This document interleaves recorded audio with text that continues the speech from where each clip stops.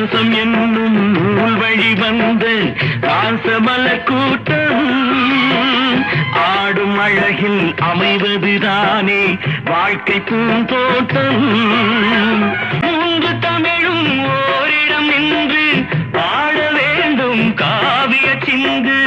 அந்த நாள் நினைவுகள் எந்த நாளும் மாறாது.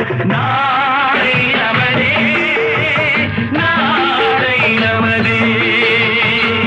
வீடு என்னும் கோயிலில் வைத்த வெள்ளி தீபங்களே, நல்ல குடும்பம் ஒளிமயமாக வெளிச்சம் தாருங்களே.